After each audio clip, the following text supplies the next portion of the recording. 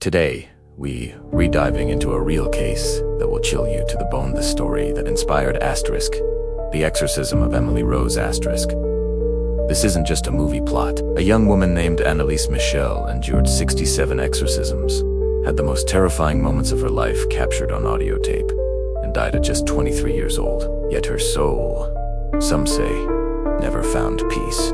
This is the real story behind Emily Rose, with details no movie ever dared to show. Sometimes, we don't need fiction to feel fear, because real life can be far more terrifying. 50 years ago, one young woman's story divided science, religion, and the justice system, and none of them could truly explain what happened. At the center of it all was a girl who only wanted to do the right thing but became the face of one of the darkest cases in modern history.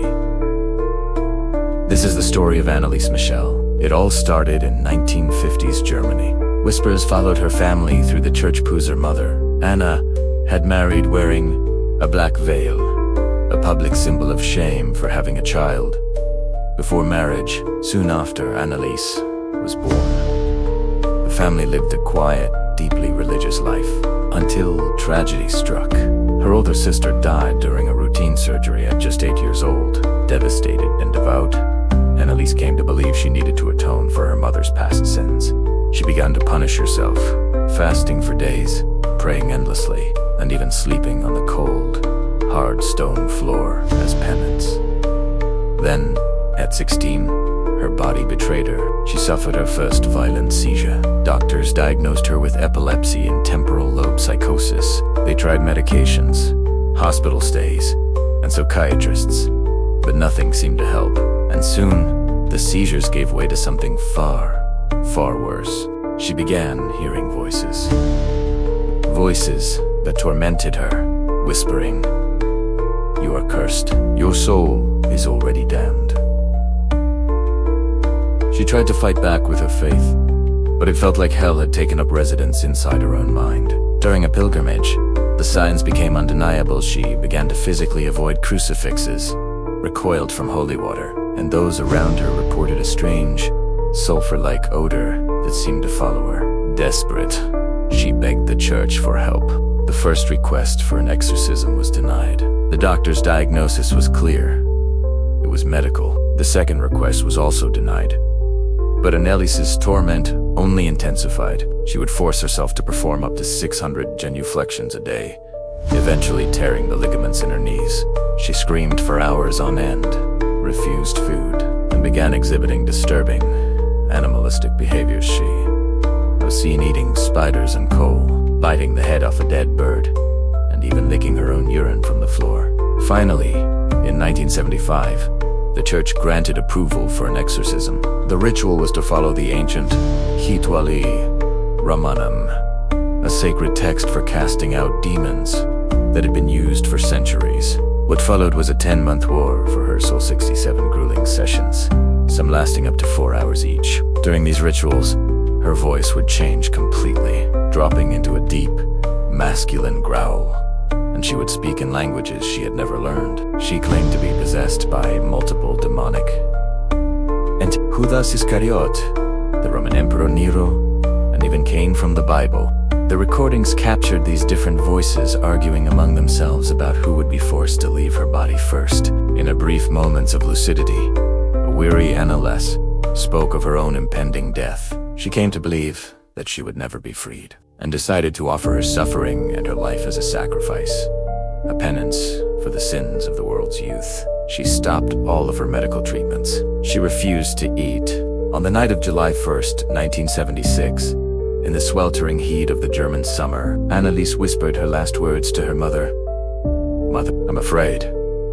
Moments later, she died in her sleep from malnutrition and dehydration. She was only 23 years old and weighed just 68 pounds. For her family, her death was a moment of profound pain, and yet a strange sense of relief.